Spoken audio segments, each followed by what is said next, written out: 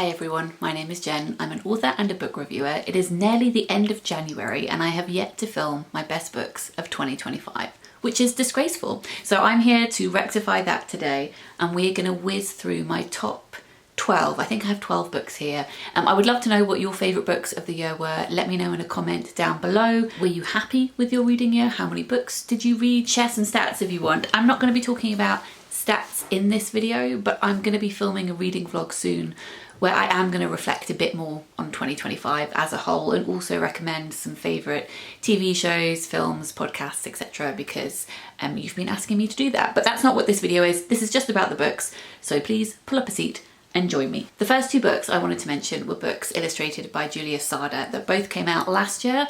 Julia Sarda is one of my absolute favourite contemporary illustrators and I love her children's books. These are the only children's books that I'm mentioning in this video. One of them is one she wrote herself and one of them is one she illustrated and someone else wrote. So the one she wrote herself is this, which is The Witch in the Tower.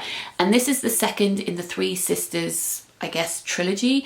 And each one focuses on one sister in these siblings and how they're processing growing up, but in a fantastical way. So think Alice in Wonderland, think The Moomins, think Maurice Sendak actually as well. A lot of her illustrations remind me of that. So in this one, we are following one of the sisters who plays a game of walking until you don't know where you are and she finds herself next to a witch's tower. She goes in and talks to this witch and then she realises that maybe she is a witch herself. The illustrations are the best thing about this, but the story is also very captivating. I mean, come on. There's something very tarot card like about her illustrations and I just find them utterly captivating. They also kind of remind me a little bit of Adventure Time. I forgot what that was called for a second. Yes, so that is the tone. The other one I wanted to recommend is actually one I think I prefer and it is The Owl Witch and it's written by Myrian, Dahman and Nicolas Dagard and is illustrated by Julia Sarda. And again, they have written and illustrated as a threesome, 3 books together so far. This is about a woman who is an owl witch and she is summoned to the sea by this very large octopus.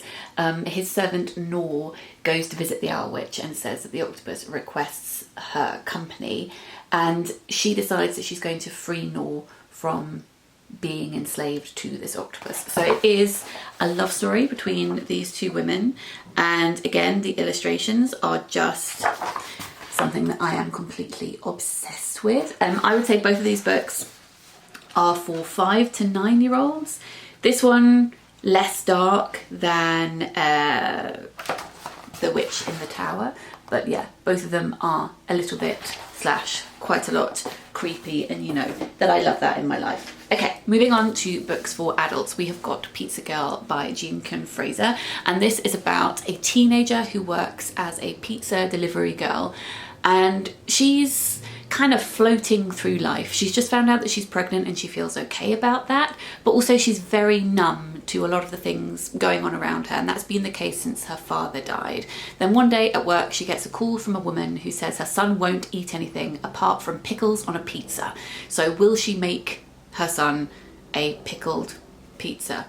No, a pizza with pickles on it, not an entirely pickled pizza. That would be something quite bizarre. So she does that and she takes the pizza to this woman and then she just becomes completely infatuated with this woman and projects a lot of her unresolved past onto this person and vice versa actually. This book takes a turn in a direction that I wasn't quite expecting and it's quiet until it's suddenly screaming. I thought it was really good. Next on my list we have got Emma Yagi's new novel. I loved her debut, which is Diary of a Void. This one is When the Museum is Closed. It's translated from the Japanese by Yuki Teshima and it's about a woman called Rika who takes a part-time job going to interview or speak to a statue in Latin at this museum when the museum is closed because the other people who go to this museum don't realise that there are some statues that live there who can speak. The rest of the time she's working in frozen food. She works in a freezer and she says that everybody who works in that freezer looks like polar bear ghosts when they're wearing their uniform, which I thought was a brilliant image. She's also trying to care for her landlady and offering her lots of food, and this lady is losing language. There's a lot of linked imagery in here about being frozen in time or in some kind of frozen state being numb to the world around you, obviously about translation and speech, losing language, language becoming frozen, and maybe some people might find the imagery in this a little bit too on the nose, but I just thought it was really beautiful and I found myself swimming in it. It's one of those books that I would love to revisit in the future because a bit like The Pachinko Parlor by Eliza Shiwadasapan, which was one of my favourite books a couple of years ago, I feel as though the whole book swept me up and I think I would absorb even more on a second read. But I loved it so much the first time round that I am already looking forward to rereading it. Then we've got Nesting by Roisin O'Donnell, which was my favourite book from the 2025 Women's Prize for Fiction. I'm already thinking about what could be on the long list this year and I look forward to reading all of those books. I'll link my vlog in the description box where I read all of the Women's Prize books last year and also all of the Booker Prize books too. This is about a woman who's fleeing an abusive relationship, or at least trying to. She has 2 young children, she's also pregnant, and it's about the housing crisis in Ireland as well. This book I just found so tense and stressful.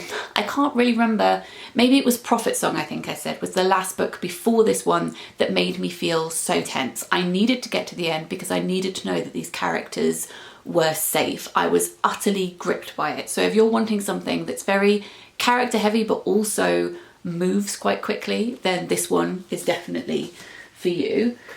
Then we have The Unfamiliar by Kirsty Logan. This is a non-fiction book. I think it's the only non-fiction book on my book list this year.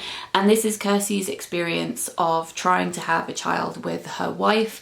We're looking at miscarriage and IVF. So if that's not for you, then this one may be a one for another time. This is one that I couldn't read for ages because I was going through IVF myself, but last year I felt like I could finally get to it and I was so thrilled that I had. I love Kirsty's writing anyway, and disclaimer, Kirsty is a friend of mine, so I am somewhat biased, but I actually became her friend because I loved her writing. So, you know, what came first, the chicken or the egg? Anyway, this is a really good and honest and raw, and I hate saying raw about non-fiction. I feel like I need to apologise for saying that, but it is a very frank exploration of fertility and also looking at queer relationships and what it means to have family and what it means for other people to see you as a family if you are a queer family. And it felt like we were really being allowed to see into their lives in a very intimate way. I felt very privileged to be able to do that, even, you know, as her friend, like as a reader, I felt very privileged. And if this is a book you feel like you can get to, I mean, I would heartily recommend it. I also listened to it on audio. Kirsty narrates it herself. The audiobook is only 4 hours long. I lied, there is another children's book on this list and it's this one here, but it's not a picture book. So this is I guess technically a middle grade book, but I forgot this was a children's book because I just enjoyed it so much as an adult. This is Alice with a Y by Anna James. Okay, that was probably quite a jarring cut. I haven't edited it yet, but I'm just predicting. Is it 8 hours later? Yes. Am I in my pajamas in my dressing gown? Yes. Am I really hoping I don't have dinner in my teeth? Also, yes. So this is why you haven't had a video from me recently, is that it has been quite tricky to film. And I was filming during my daughter's nap earlier. She woke up and I thought, oh, I'll have to wait until tomorrow to film. But I've been doing that so much recently that nothing ends up getting posted. And it's just not reflective of real life. And I think really you would rather get, I hope, a bit of footage of me looking a little bit disheveled with questionable lighting than not seeing me at all. So let's just finish this video and maybe next time I'll get longer to film, but who knows, maybe not. I would like just more of this kind of real life, going with the flow stuff in 2026. I definitely did that in 2025, but I feel like I've been, I don't know, overthinking things recently. We're just going with the flow. I'm in my pajamas. I used to do this all the time anyway before I had a kid, so that's fine. Right, where were we? We were talking about this, I think. I am generally very skeptical of Alice in Wonderland and Peter Pan retellings. I feel nostalgically precious, territorial about those books, which is kind of unfair because I didn't write them, but I have such a strong love for both of them. This has nothing to do with Peter Pan, but I just inevitably put those two books together in my mind. Anyway, this is done so beautifully. So this is a return to Wonderland. Alice of Old's granddaughter goes to Wonderland to try and end a war between the Sun King and the Queen of the Moon. They are arguing over an hour in the day that they both want. So it's essentially an argument over daylight savings. And that just makes me laugh because it's so nonsensical and ridiculous and very true to the spirit of Alice in Wonderland. This book is really whimsical and joyful, but also made me cry. So I just thought it was wonderful. Would also highly recommend it on audiobook as well. The next one I wanted to recommend is So Thrilled for You by Holly Bourne, which I read this time last year, and it just really struck a chord with me. I'm definitely noticing a theme with the books that I loved the most last year. This is a book that is about 4 women. It's set around a baby shower, and at the beginning of the book, you know that the house that this baby shower is in has gone up in flames, and then you go back over the course of the day to work out who set fire to this house. So the 4 friends, one of them is about to have a baby. One of them has a 1-year-old and is struggling. One doesn't want to have kids at all, and one is going through IVF. And it's about how they've known each other since they were at university, and maybe their lives have changed in ways that they didn't anticipate, but they still feel an intense closeness with each other, but can be very frustrated that their paths in life no longer align in the same way. So it's how they kind of piece together their relationship, how they deal with misunderstandings or with differing choices.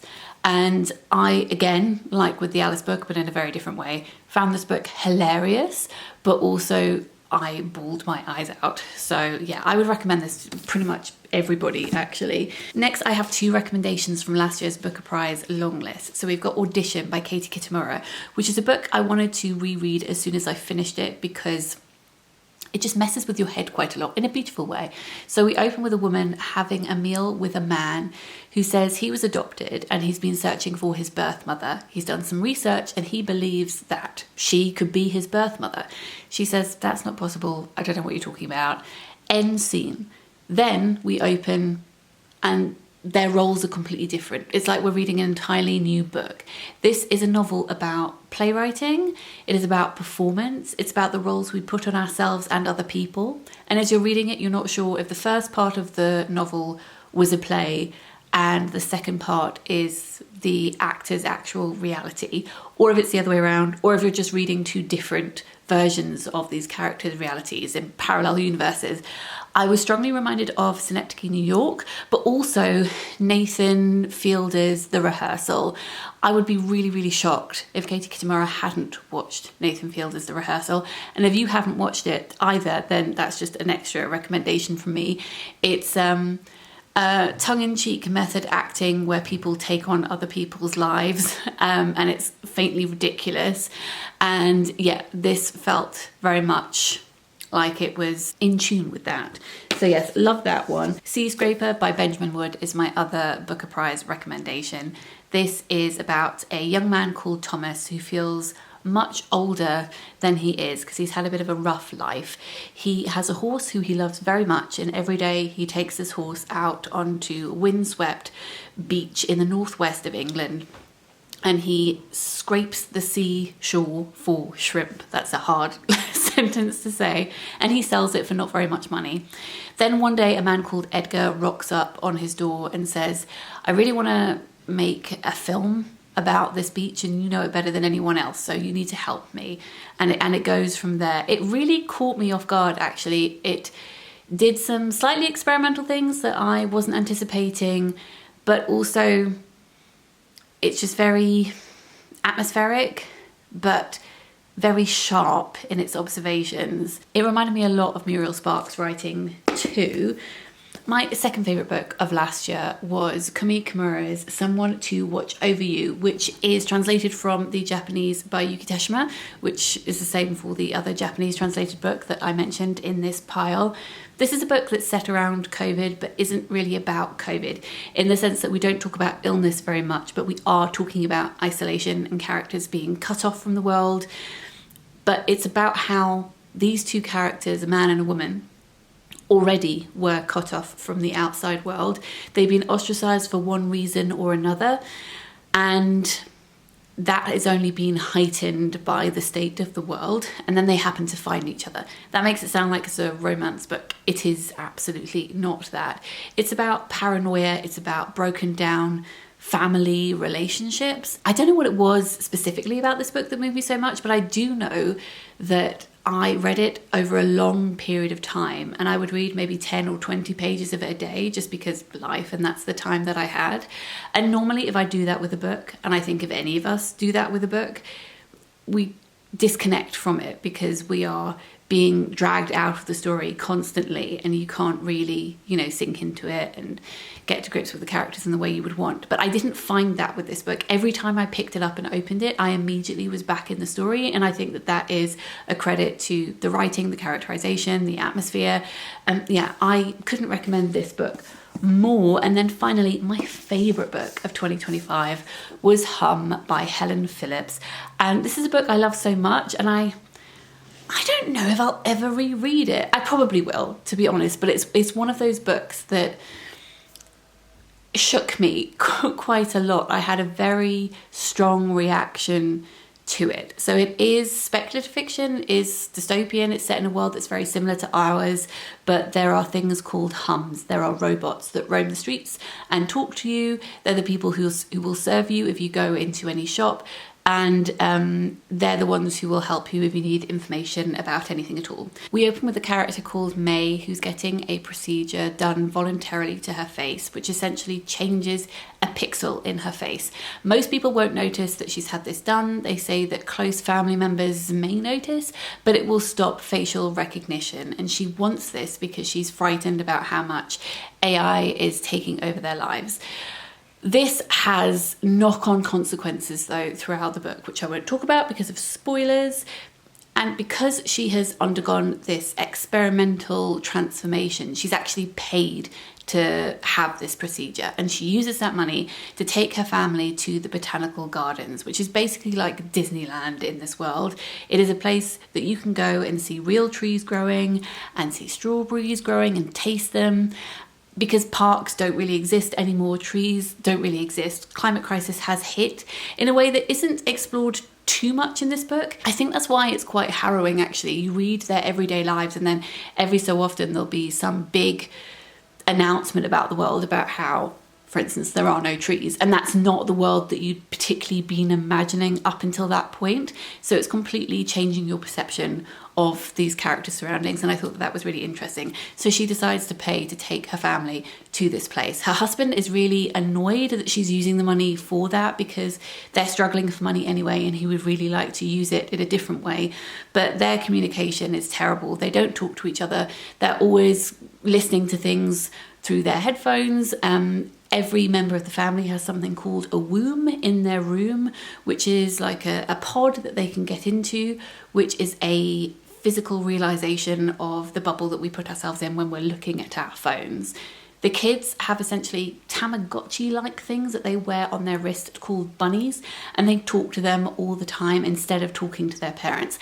I wouldn't say that the technology in this is very different to our own world, but I think it probes at our real life current concerns in a slightly heightened way, which is why it works so well. For some reason, I kind of want to compare it to the TV show Adolescence. Even though it's about very different things, I felt that same level of tension when reading this book, as if I was reading a scene unfolding with no cuts. Essentially, I feel like this book is this generation's Kazuo Ishiguro's Never Let Me Go, which is a big statement because that's one of my favourite books of all time.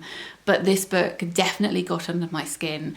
And yes, I have to applaud Helen Phillips for that. I've really enjoyed all of her stuff that I've read before, and there's only one book of hers that I've yet to get to, and I hope to read that in 2026. Okay, so those are all the books that I wanted to recommend today. Actually, one more. This one. I can't call this a favourite because I wrote part of it, but this came out in 2025, as you will know if you've been around here for the last 12 months. This is my 15th book, but unlike the others, I'm an editor of this book as well as a contributor.